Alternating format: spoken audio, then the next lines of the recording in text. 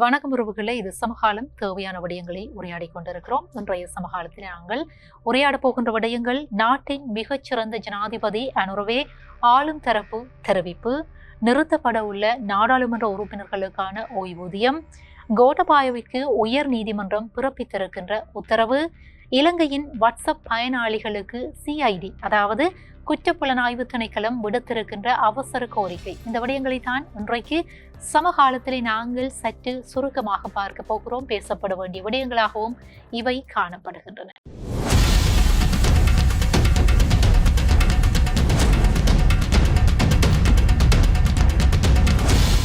நாட்டினுடைய ஜனாதிபதி அனுரகுமார திசாநாயக்க இந்த நாட்டுக்கு கிடைத்திருக்கின்ற மிகச்சிறந்த ஜனாதிபதி என்று சொல்லி ஆளும் தரப்பு புகழாரம் சூட்டியிருக்கிறது. அவர்களை அவர்களாகவே புகழ்ந்து கொள்ளுகிற ஒரு கருத்தாகவே இதனையும் பார்க்க வேண்டியிருக்கிறது. நாட்டிலே உருவாகி இருக்கின்ற வெற்றிகரமான ஒரு ஜனாதிபதியாக இவர் பார்க்கப்பட வேண்டியவர் என்று சொல்லி ஆளும் தரப்பு சுட்டிக்காட்டியிருக்கிறது. தேசிய மக்கள் சக்தியினுடைய நாடாளுமன்ற உறுப்பினர் சேன நாணயக்கார தெரிவித்திருக்கிறார். இவருடைய இந்த கருத்தின்படி இந்த இலங்கையினுடைய வரலாற்றிலே இந்த நாட்டுக்கு கிடைத்திருக்கின்ற முக்கியமான அதே நேரத்தில் ஒரு நல்ல ஜனாதிபதி என்கிற கருத்தை அவர் வெளிப்படுத்தி இருக்கிறார். இவ்வாறான ஒரு ஜனாதிபதியை பாதுகாத்துக் கொள்வதன் பொருட்டு அவருக்கான பாதுகாப்பு ஏற்பாடுகள் பலப்படுத்தப்பட்டால் அதனை நாங்கள் ஏற்றுக்கொள்ளுகிறோம், நாட்டு மக்களும் ஏற்றுக்கொள்ள வேண்டும் என்கிற அந்த அடிப்படையில் சில கருத்துக்களை பகிர்ந்திருக்கிறார். அண்மையிலே ஜனாதிபதி அனுரகுமார திசாநாயக்க அவர்களுடைய அந்த பாதுகாப்பு ஏற்பாடுகள் பலப்படுத்தப்பட்டதை தொடர்ந்து இது சர்ச்சையாக மாறியிருந்தது. ஏனென்றால் ஜனாதிபதி தன்னுடைய தேர்தல் பிரச்சாரத்திலே ஜனாதிபதியாக பதவி ஏற்பதற்கு முன்பாக தேர்தல் பிரச்சாரங்களின் போது மேடைகளிலே இந்த பாதுகாப்பு விடயங்கள் தொடர்பாகவும் பேசியிருந்தார். முன்னாள் ஜனாதிபதிகள் அமைச்சர்களுடைய அந்த பாதுகாப்பு செலவினங்கள் குறித்தும் அவர் கருத்துக்களை வெளிப்படுத்தியிருந்தார். இந்த பின்னணியிலே அவர் ஆட்சிக்கு வந்த பிற்பாடு அவருக்கான அந்த பாதுகாப்பு உத்தியோகத்தர்களுடைய எண்ணிக்கை என்பது ஒப்பீட்டளவிலே கடந்த கால ஜனாதிபதிகளோடு ஒப்பிடுகிற போது ஓரளவிற்கு குறைவாகத்தான் காணப்பட்டது. இதன் காரணமாக இந்த விடயம் மீளவும் பேசுபொருளாக மாறியிருக்கிறது. தற்பொழுது ஜனாதிபதிக்கான அந்த பாதுகாப்பு காரணங்களை சுட்டிக்காட்டி பாதுகாப்பு ஏற்பாடுகள் அதிகரிக்கப்பட்டிருக்கின்றன. இந்த விடயம் தொடர்பாக ஊடகவியலாளர்கள் கேள்வி எழுப்பிய போதுதான் இந்த தேசிய மக்கள் சக்தி அரசின் சார்பாக இந்த நாடாளுமன்ற உறுப்பினர் சேன நாணயக்கார இந்த விடயங்களுக்கு பதிலளித்திருக்கிறார். இப்படியான கருத்துக்களை கூறியிருக்கிறார். இந்த விடயங்கள் ஒரு புறம் இருக்க, நாடாளுமன்ற உறுப்பினர்களுடைய ஓய்வூதியத்தை நிறுத்துவது தொடர்பான சட்டமூலம் அடுத்த வாரமளவிலே அமைச்சரவையிலே சமர்ப்பிக்கப்படும் என்று சொல்லி குறிப்பிடப்பட்டிருக்கிறது. இந்த விடயமும் அண்மை காலத்திலே பேசப்படுகின்ற பேசுபொருளாக மாறி இருக்கின்ற ஒரு விடயமாக இருக்கிறது. பொதுமக்கள் பாதுகாப்பு மற்றும் நாடாளுமன்ற விவகார அமைச்சு தான் இந்த விடயங்களை பற்றி சில கருத்துக்களை குறிப்பிட்டிருக்கிறது. இந்த சட்டமூலம் சமீபத்திலே நீதி அமைச்சுக்கும் சட்டமா அதிபருக்கும் அனுப்பி வைக்கப்பட்டிருக்கிறது. இந்த விடயம் வருகிற வாரத்திலே நாடாளுமன்றத்திலே சமர்ப்பிக்கப்பட்டு அங்கே பேசப்படும், அதாவது அது தொடர்பான அந்த விடயங்கள் உரையாடப்படும் என்று சொல்லி குறிப்பிடப்பட்டிருக்கிறது.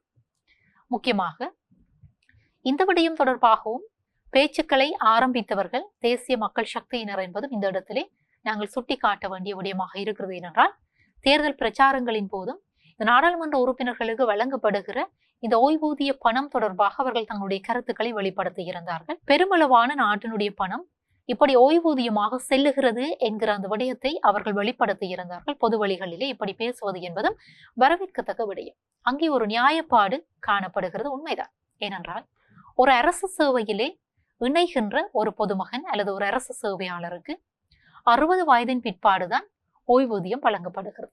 சுமார் 10 வருடங்களுக்கு மேலாக அரசு சேவையிலே இருந்தால்தான் இந்த ஓய்வூதியம் தொடர்பாக ஒரு அரசு சேவையாளர் சிந்திக்க முடியும்.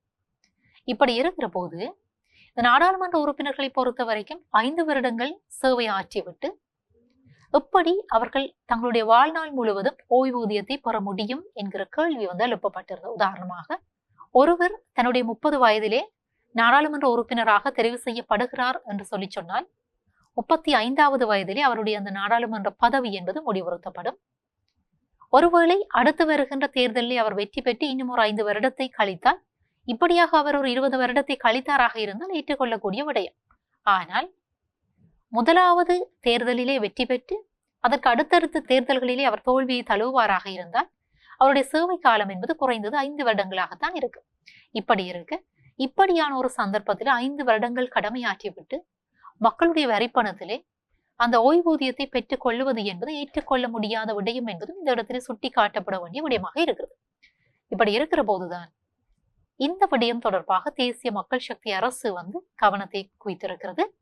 இந்த விடயங்களும் வருகிற வாரத்திலே பேசு பொருளாக மாறும் என்கிற அந்த கருத்துக்களும் நிலவி வருகின்றன. பார்க்கலாம் என்ன விடயங்கள் அரங்கேற போகின்றன. நாடாளுமன்றத்திலே அங்கே ஒரு சட்டமூலம் சமர்ப்பிக்கப்படுகிற போது பெரும்பான்மை வாக்களிப்பு என்பது தேவைப்படும்.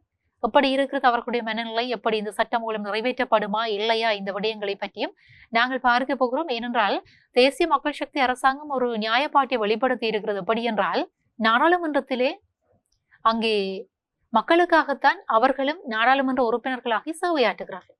அப்படி இருக்கிற போது எதற்காக அவர்களுக்கு மட்டும் சிறப்புரிமை வழங்கப்படுகிறது? அரச சேவையினூடாக மக்களுக்கு சேவையாற்றுகிற போது இவர்களுக்கு மட்டும் எதற்காக இப்படியான ஒரு சிறப்புரிமை என்கிற கேள்வியும் எழுப்பப்பட்டிருக்கிறது. பார்க்கலாம் வருகின்ற வாரங்களிலே என்ன விடயங்கள் நிகழப் போகின்றன என்பது தொடர்பாக நாங்களும் அவ்வப்போது எடுத்து வருவதற்கு தயாராக இருக்கிறோம். சரி, இந்த விடயம் ஒரு புறம் இருக்கு. நாங்கள் நேற்றைய சமகாலத்திலும் இந்த ராஜபக்சர்கள் தொடர்பான விடயங்களை பற்றி உரையாடி இருந்தோம். அவர்கள் தொடர்பான அந்த செய்திகள் என்பது நாளுக்கு நாள் வெளிவந்த வண்ணம் தான் இருக்கின்றன. இந்த கோட்டபாய ராஜபக்ஷ இவர் தொடர்பான இன்னும் ஒரு விடயம் பேசப்படுகிறது. முக்கியமாக இந்த மனித உரிமை செயற்பாட்டாளர்களான லலித் வீரராஜ் மற்றும் குகன் முருகானந்தன் ஆகியோருடைய அந்த காணாமல் போன வழக்கு தொடர்பாக சாட்சியம் அளிப்பதற்கு தான் தயார் என்று சொல்லி முன்னாள் ஜனாதிபதி கோட்டபாய ராஜபக்ஷ தெரிவித்திருப்பதான கருத்துக்களை நாங்கள் காண முடிகிறது. இந்த விவகாரம் தொடர்பாக தாக்கல் செய்யப்பட்ட அந்த வழக்கிற்கு தான் நீதிமன்றத்திற்கு வருகை தந்து சாட்சியத்தை வழங்குவதற்கு தயாராக இருப்பதாக கோட்டபாயவினுடைய சட்டத்தரணிகள் உயர் நீதிமன்றத்திலே தெரிவித்திருக்கிறார்கள் என்று சொல்லப்படுகிறது. இந்த கோட்டபாய ராஜபக்ஷ தரப்பிலே சட்டபூர்வமாக முன்னிலையான ஜனாதிபதி சட்டத்தரணி ரோமேஷ் டி சில்வா தான் இந்த தகவலை நீதிமன்றத்திலே தெரிவித்திருக்கிறார் என்று சொல்லி குறிப்பிடப்படுகிறது. ஆனால் கோட்டபாய ராஜபக்ஷ இந்த வழக்கு தொடர்பிலே சாட்சியம் அளிப்பதற்கு தயாராக இருக்கிறாராம். ஏனென்றால் அந்த காலப்பகுதியிலே 2019 ஆண்டு காலப்பகுதியிலே பாதுகாப்பு செயலாளராக இருந்தவர் கோட்டபாய ராஜபக்ஷ.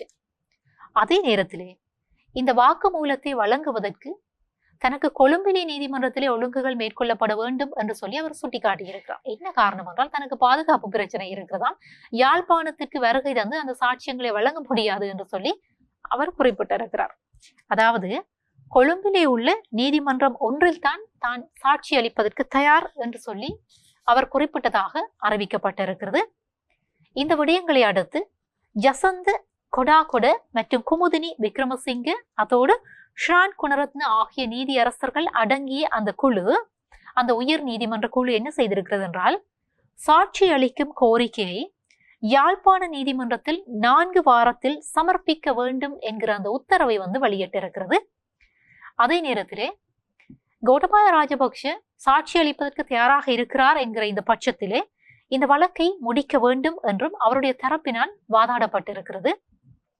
இதற்கு காணாமல் ஆக்கப்பட்டவர்களின் குடும்பங்களை பிரதிநிதித்துவப்படுத்துகின்ற சட்டத்தரணி நுவான் கோப்பகே அவரும் அதற்கான உடன்பாட்டை தெரிவித்திருக்கிறார் என்று சொல்லியும் இந்த அடிப்படையிலே வழக்கு விசாரணையை முடிக்க நீதிமன்றம் தீர்மானித்திருக்கிறது என்கிற அந்த விடயத்தையும் அறிய முடிகிறது. எனினும் இந்த இருவரது காணாமற் போன வழக்கில் மிக முக்கியமாக இந்த 2 மனித உரிமை செயற்பாட்டாளர்களும் காணாமற் போன வழக்கிலே பாதுகாப்பு காரணங்களுக்காக தன்னால் யாழ்ப்பாணத்திற்கு வர முடியாது என்று சொல்லியும் அந்த அறிவுறுத்தல்களுக்கு எதிராக மேல் முறையீடு ஒன்றினையும் கோட்டபாய ராஜபக்ஷ ஏற்படுத்தியிருந்தார், அதாவது தாக்கல் செய்திருந்தார். மேன்முறையீட்டு நீதிமன்றம் அந்த அறிவுறுத்தல்களை ரத்து செய்து அவரை சாட்சியாக அழைக்கின்ற உத்தரவை இடைநிறுத்தி இருக்கின்ற அந்த நிலையிலே இந்த தீர்ப்பை நீக்குவதற்காகவே பாதிக்கப்பட்ட குடும்பங்கள் தற்பொழுது உயர் நீதிமன்றத்திலே வழக்கை தாக்கல் செய்திருக்கிறார்கள் என்பதும் இந்த இடத்திலே குறிப்பிடக்கூடிய இன்னும் ஒரு விடயமாக இருக்கிறது. இந்த உயர் நீதிமன்ற வழக்கின் பிரகாரம் இந்த நீதியரசர்கள் யாழ்ப்பாண நீதவான் நீதிமன்றத்திலே ஒரு மனுவை தாக்கல் செய்யுமாறு உத்தரவிட்டிருக்கிறார்கள் என்கிற அந்த விடயமும் இந்த இடத்திலே சுட்டி காட்டப்பட வேண்டிய விடயமாக இருக்கிறது. இந்த அடிப்படையிலே உயர்நீதிமன்றத்தினுடைய அந்த 3 நீதி அரசர்கள் கொண்ட அந்த குழு தற்போதைய நிலைப்பாட்டினுடைய அடிப்படை, அதாவது கோட்டபாய ராஜபக்சவினுடைய தற்போதைய நிலைப்பாட்டினுடைய அடிப்படையிலே பொருத்தமான வழிமுறைகளை கோரியிருக்கிறார்கள். 4 வாரங்களுக்குள் யாழ்ப்பாண நீதவான் நீதிமன்றத்திலே ஒரு மனுவை அவர் தாக்கல் செய்ய வேண்டும் என்கிற அந்த உத்தரவினையும் இட்டிருக்கிறார்கள். பார்க்கலாம் இந்த விடயங்கள் எப்படி எடுத்துச் செல்லப்பட போகின்றன என்பது பொறுத்திருந்து பார்க்கப்பட வேண்டிய விடயமாக இருக்கிறது. இந்த நாட்டிலே தற்பொழுது ஆட்சியில இருக்கக்கூடிய அரசனுடைய செயற்பாடுகள் மீது மக்களுக்கு ஓரளவுக்கு நம்பிக்கை இருக்கிறது. அதே நேரத்தில் நீதித்துறை மீது இன்னமும் நம்பிக்கை இருக்கிறது. பார்க்கலாம் இந்த விடயங்கள் எப்படி எடுத்துச் செல்லப்பட போகின்றன என்பதும் பார்க்கப்பட வேண்டிய விடயங்களாக இருக்கின்றன. சரி, இந்த விடயம் ஒரு புறம் இருக்க, இந்த வாட்ஸ்அப் செயலியை பயன்படுத்துகிற மக்களுடைய எண்ணிக்கை, தொலைபேசி பாவனையாளர்களுடைய எண்ணிக்கை என்பது அதிகமாக இருக்கிறது. குற்றப்புலனாய்வு திணைக்களம் ஒரு அறிக்கை, அதாவது ஒரு அறிவித்தலை மக்களுக்கு வெளியிட்டிருக்கிறது. இந்த வாட்ஸ்அப் மூலமாக முறைகேடுகள் நாட்டிலே அதிகரித்திருப்பதாகவும் மக்கள் இவை தொடர்பாக விழிப்போடு இருக்க வேண்டும் என்று சொல்லியும் குறிப்பிடப்பட்டிருக்கிறது. மிக முக்கியமாக இந்த வாட்ஸ்அப்பிற்கு உங்களுடைய நம்பர், அந்த வாட்ஸ்அப் இலக்கம் என்பது அதாவது இன்னும் ஒருவருக்கு தெரியப்படுத்தப்படுகிற பட்சத்திலே சில மோசடிக்காரர்கள் அந்த இலக்கத்தை பயன்படுத்தி உங்களுடைய வாட்ஸ்அப் செயலிக்கு அந்த ஓடிபி என்று அழைக்கப்படுகிற ஒரு பிரத்யேகமான குறியீட்டு எண்ணை அனுப்புகிற போது அதனை வைத்து நீங்கள் அந்த செயலியை, அந்த எண்ணை நீங்கள் திறந்து பார்ப்பதன் ஊடாகவோ அல்லது அவர்களுடைய கட்டளைகளுக்கு பணிகிற போது உங்களுடைய அந்த வாட்ஸ்அப் செயலியை ஹேக்கிங் செய்வதன் மூலமாக, தங்களுடைய ஆளுகைக்கு உட்படுத்துவதன் மூலமாக வங்கி கொள்ளைகள், அது மட்டுமன்றி பண மோசடி, இது போன்ற பல்வேறு விடயங்களிலே ஈடுபடுகின்ற செயற்பாடுகள் நாளுக்கு நாள் நாட்டிலே அதிகரித்து வருவதாகவும் இந்த விடயங்கள் தொடர்பாக பொதுமக்கள் விழிப்போடு இருக்க வேண்டும் என்று சொல்லியும், தெரியாத இலக்கங்களில் இருந்து உங்களுக்கான அந்த ஓடிபி இலக்கங்கள் அனுப்பப்படுமாக இருந்தால் அவற்றை நீங்கள் திறந்து பார்ப்பதோ அல்லது அவை தொடர்பான அந்த இலக்கங்களுக்கு பதிலளிப்பதோ முற்றாக தவிர்க்க வேண்டிய விடயம் என்பதும் இந்த இடத்திலே சுட்டி காட்டப்பட வேண்டிய விடயமாக இருக்குது. ஏனென்றால் இந்த ஆன்லைன் மூலமான பண மோசடிகள் என்பது இன்றைக்கு அதிகரித்து வருகின்ற இன்னும் ஒரு விடயமாக பார்க்கப்படுகிறது. சரி, பார்க்கலாம் சமகாலத்திலே இது போன்ற இன்னும் பல விடயங்களோடு சந்திப்பதற்கு நாங்களும் தயாராக இருக்கின்றோம். இந்த விடயங்கள் தொடர்பாக நீங்களும் விழிப்புணர்வோடு இருந்து உங்களுடைய அந்த நாளாந்த செயற்பாடுகளை நல்வழிப்படுத்திக் கொள்ள வேண்டும் என்பதும் இன்னும் ஒரு விடயமாக இருக்கிறது. சந்திக்கலாம்.